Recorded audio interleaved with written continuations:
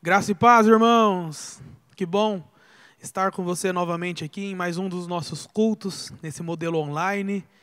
E desde já eu quero te convidar a abrir a sua Bíblia em Lucas, capítulo 14. Lucas é um dos relatos do Evangelho de Jesus Cristo, escrito pelo esse médico. Lucas era um médico. Vale ressaltar que Lucas e Atos fazem parte de uma mesma obra. E aí foram divididos em duas, vamos dizer assim, duas literaturas para que nós pudéssemos entender o Evangelho de Cristo e depois a continuação nos Atos dos Apóstolos. E o tema da nossa mensagem hoje é Decida Perder. É um título intrigante porque muitas vezes nós não queremos perder, o que nós queremos é ganhar.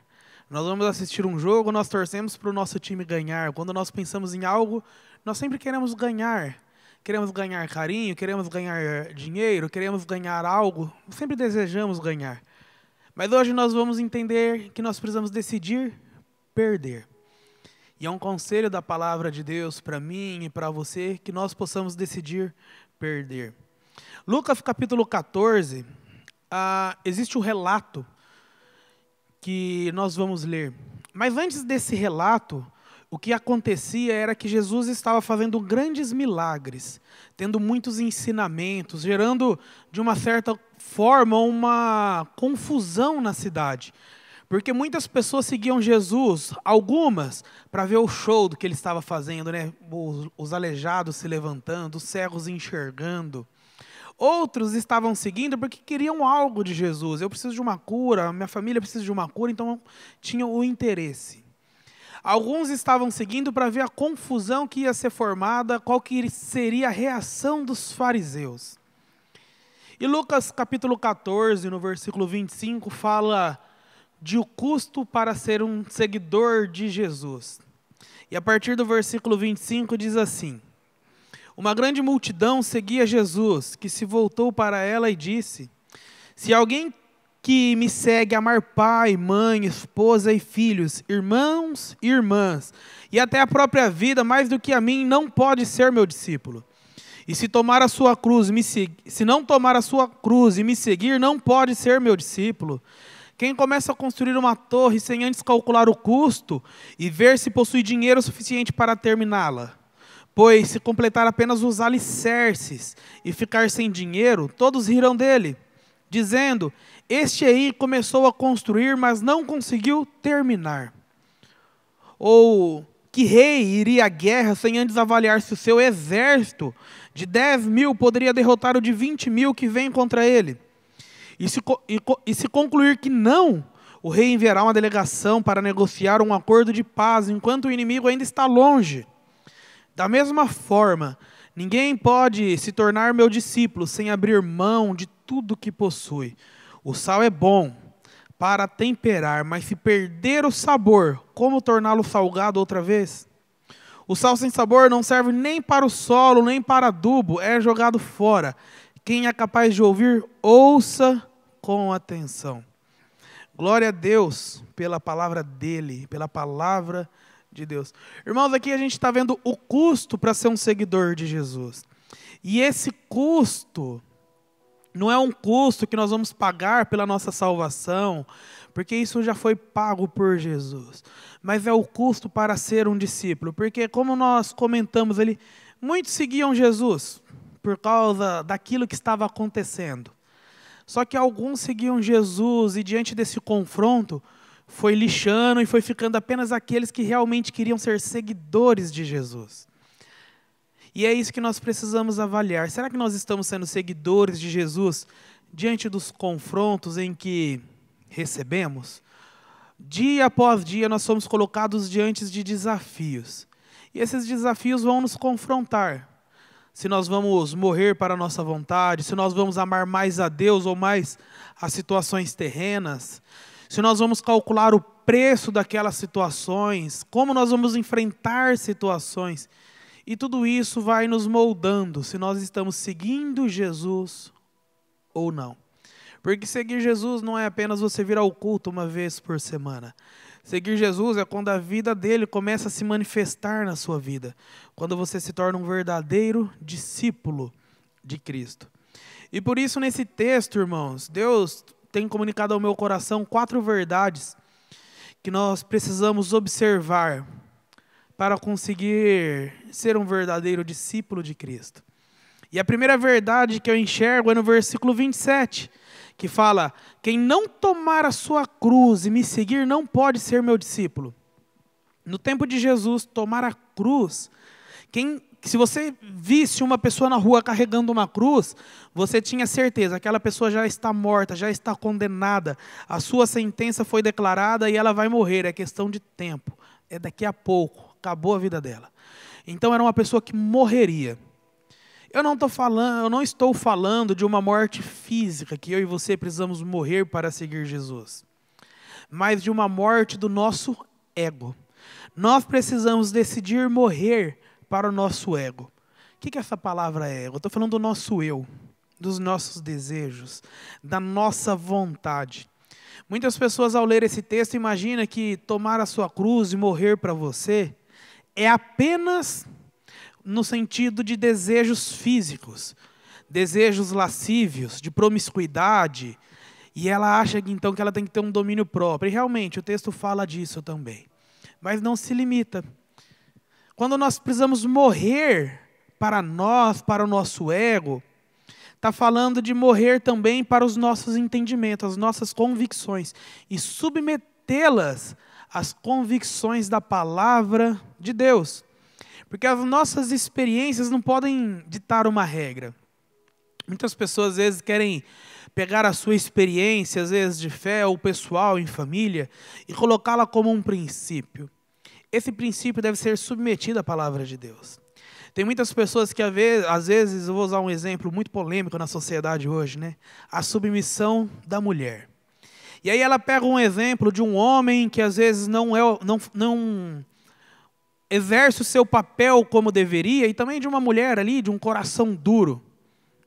Duas pessoas que às vezes não estão maduras e não guardam o princípio porque são crianças na fé ou nem conhecem os princípios da palavra de Deus. E aí as pessoas observam alguém que não guardou o princípio e não questionam a pessoa, questionam o princípio. Não se deve ser submissa, porque os homens são isso, isso e isso. Irmãos, a gente precisa morrer para o nosso entendimento e seguir a Jesus. Morrer para o nosso entendimento é a minha convicção humana, as minhas experiências humanas, o que forjou a partir das minhas vivências é isso.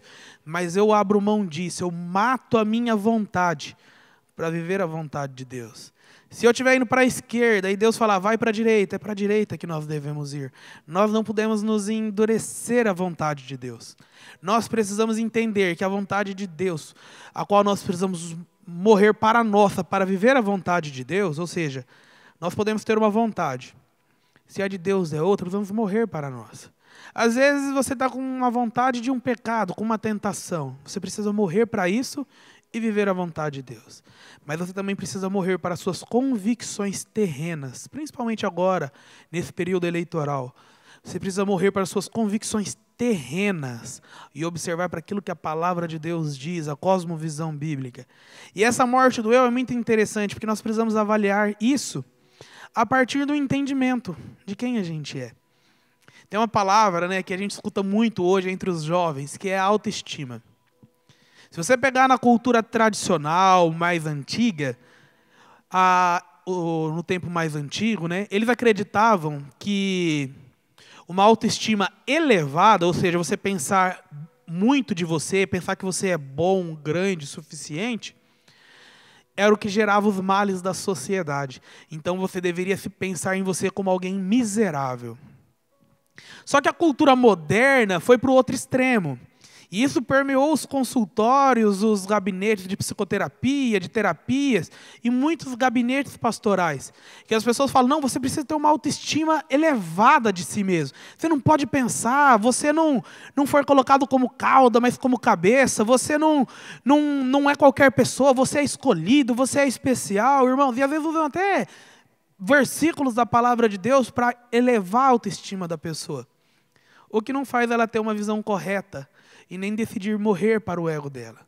Eu acho que mais do que uma baixa ou elevada estima de nós mesmos, nós precisamos ter um autoesquecimento. Esquecer de nós as nossas vontades e viver para Cristo e as vontades de Cristo. Aquilo que é a cultura do reino. Uma vida mútua, onde nós vamos esquecer os nossos direitos em favor do outro. Não vamos ficar brigando pelos nossos desejos, mas submetendo tudo diante da vontade de Deus.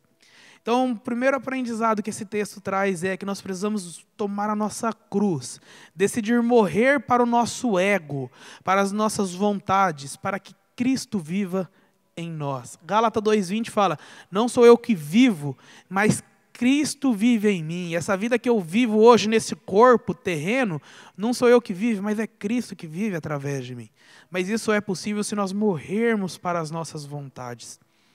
Segundo aprendizado, eu vejo no versículo 28 e 29, que fala, quem antes de construir algo não avalia se tem recursos para completar aquela obra, para que não seja zombado dele depois.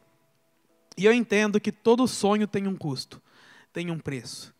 Eu não estou falando aqui da nossa salvação, irmãos. A nossa salvação foi paga única e exclusivamente por Jesus na cruz. E o caminho para a salvação é crer em Jesus Cristo como Filho de Deus e Redentor dos nossos pecados. Esse é o caminho da salvação. Só que esse preço que eu estou falando, às vezes, é de sonhos que nós temos. Você quer construir algo, você deseja uma família abençoada, mas não vive como um homem abençoado. Você deseja uma esposa abençoada, mas não vive como um esposo abençoado. Ou o contrário. Você deseja filhos abençoados que te honrem, mas você não honra os seus filhos. Você deseja uma empresa abençoada, só que você não paga o preço para que a sua empresa seja abençoada. E nós precisamos entender que existe um preço a se pagar. Por exemplo, eu gostaria de ter um corpo fitness, ou seja, musculoso, aquela barriga de tanquinho. Só que às vezes é colocado diante de mim o pudim e a maçã. Eu acabo escolhendo o pudim. Não estou pagando preço para ter aquilo que eu gostaria de ter. E nós precisamos entender que na vida cristã vamos precisar pagar alguns preços, se desejamos alcançar algo. Precisamos pagar um preço sendo intencional de onde desejamos chegar. Se você sonha com algum lugar familiar, empresarial, você precisa aprender a pagar um preço, calcular o custo disso e entrar convicto daquilo que você precisa fazer. Você não pode apenas, como diz um cantor, deixar a vida te levar. Mas você precisa saber que você precisa tomar o governo da sua vida sobre a égide do Espírito Santo. Não é um governo independente de Deus, mas pagar o preço em algumas áreas que você deseja construir. Um terceiro aprendizado nesse texto está no versículo 31 e 32, que fala: quem que vai sair para a guerra e não calcula se dá conta de enfrentar aqueles que estão vindo contra ele? Então nós precisamos aprender, irmãos, a decidir quais batalhas enfrentaremos. O apóstolo Paulo, em 2 Timóteo 4, versículo 7, as suas últimas palavras. 2 Timóteo é a última carta escrita pelo apóstolo Paulo. E então nós estamos lendo as últimas palavras do apóstolo Paulo. E no versículo 7 ele diz assim: combati o bom combate, completei a carreira, guardei a fé. O que eu aprendo é que existe um bom combate a se combater. E muitas pessoas não escolhem os combates que vão entrar. E às vezes entram em combates legítimos, mas sem se preparar. Tem gente que discute coisas tolas, insignificantes e irrelevantes. Discutem... Para vocês terem uma ideia, irmãos, hoje, no meio, vou pegar o exemplo evangélico. A salvação, eu acho que era um assunto mais sublime que nós poderíamos falar sobre. Mas o diabo conseguiu dividir os crentes e hoje eles brigam, pode perder a salvação ou não. Estão escolhendo as brigas erradas. Tem um ambiente seguro para ter uma conversa sobre isso. Mas existem brigas, guerras erradas, escolhas para guerras erradas. Mas existem guerras legítimas e que nós, eu e você, enquanto cristãos, precisamos nos posicionar. Por exemplo, sobre sexualidade, as expressões de gênero que nós vemos na sociedade hoje, sobre o aborto, que é uma pauta recorrente, legalização de drogas, sobre a política, qual que é o limite da igreja a falar sobre política, enfim. São discussões legítimas que precisamos participar, guerras que precisamos entrar, agora não é de qualquer jeito. Quando nós entramos nessa guerra, precisamos estar preparados. Precisamos saber o que a palavra de Deus diz sobre isso, qual é o procedimento do cristão, do homem de Deus, nessa discussão. E como eu posso, de alguma forma, abençoar e não agredir dentro disso. Eu vejo que muitas vezes, eu por ser jovem, por ser psicólogo de formação e trabalhar na igreja, né? Muitas pessoas vêm perguntar minha opinião sobre a sexualidade. Isso inclui diversas questões, como a heterossexualidade, a homossexualidade, a transexualidade, as pessoas queer, enfim, diversos tipos de sexualidade.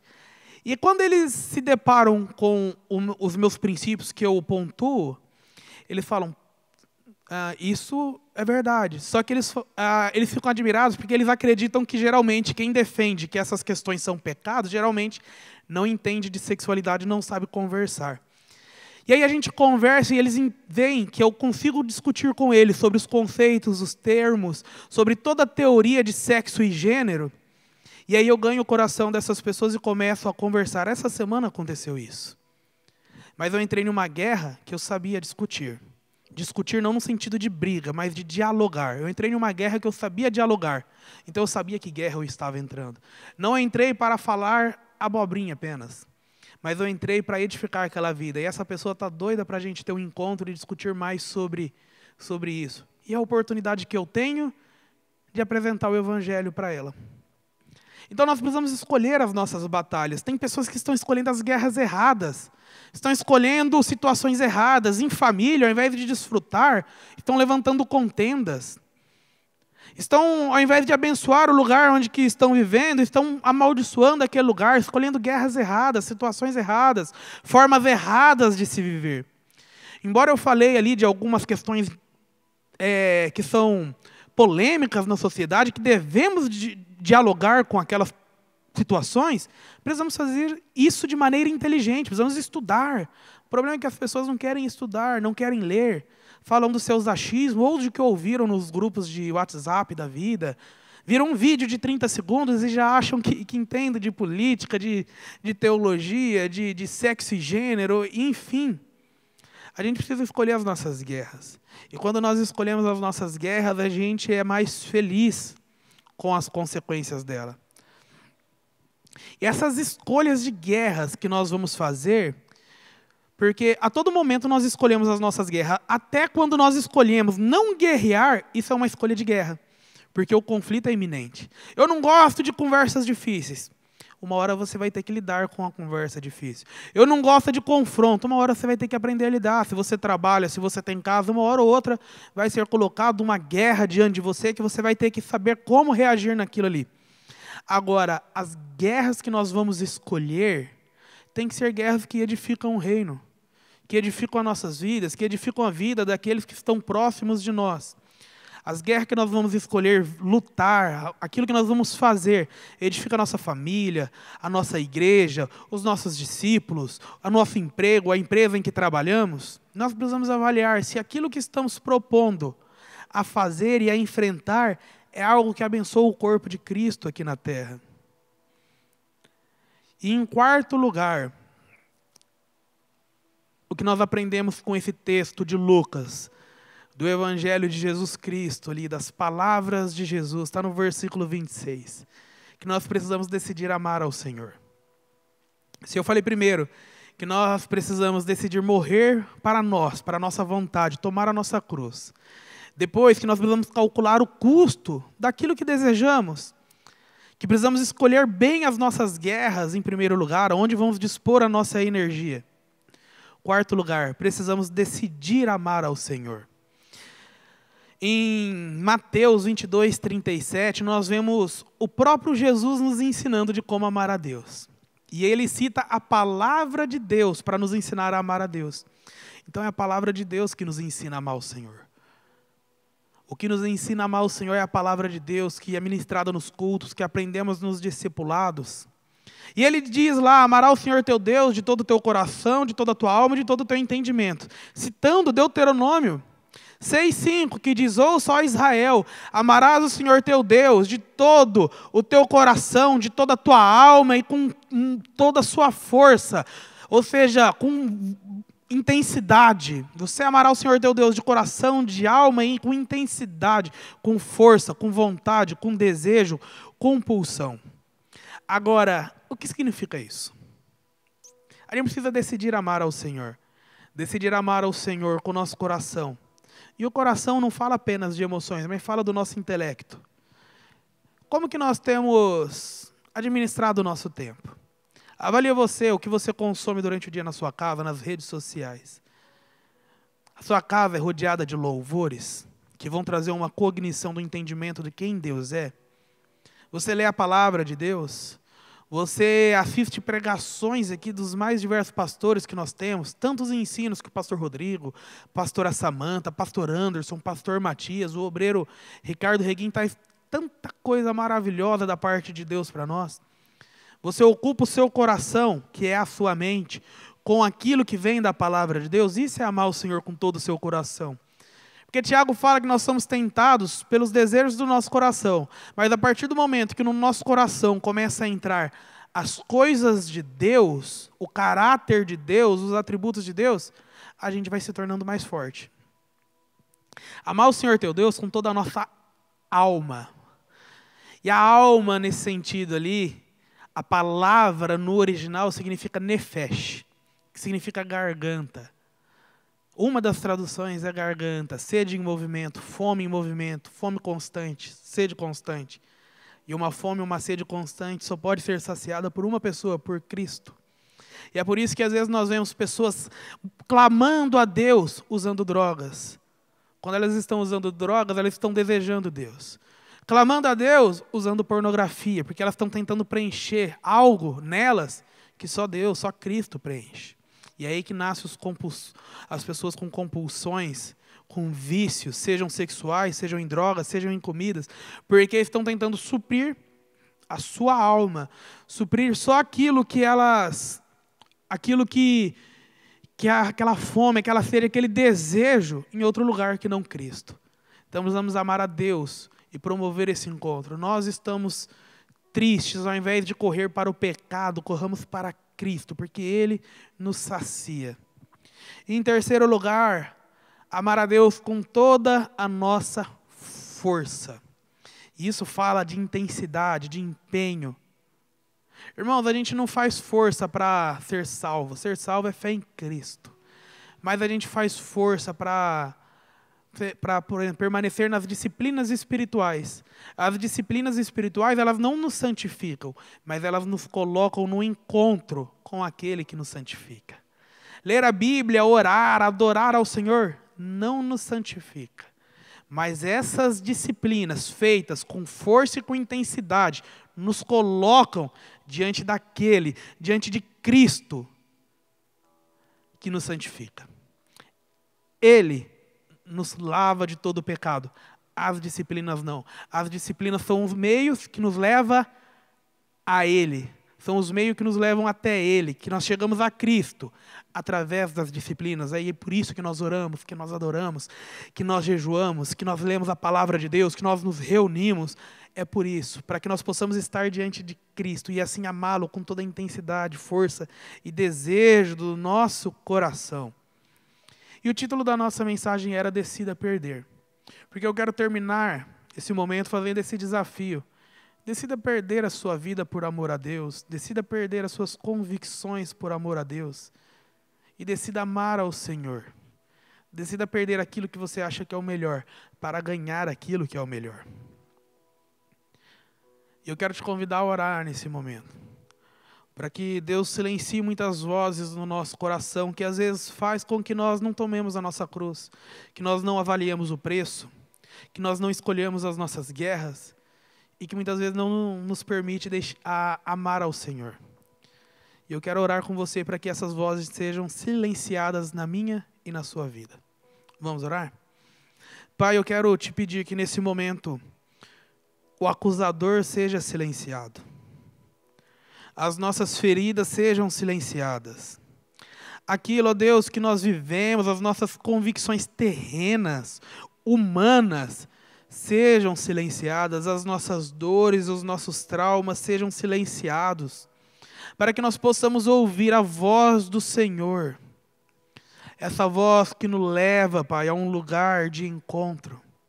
E nós queremos estar nesse lugar diante de Jesus, para que o nosso coração seja pleno nele, seja saciado nele, seja totalmente dele. Pai, no nome de Jesus, toca o coração de cada um que assiste essa pregação nesse momento, para que a glória do Senhor invada esses corações e eles sejam transformados.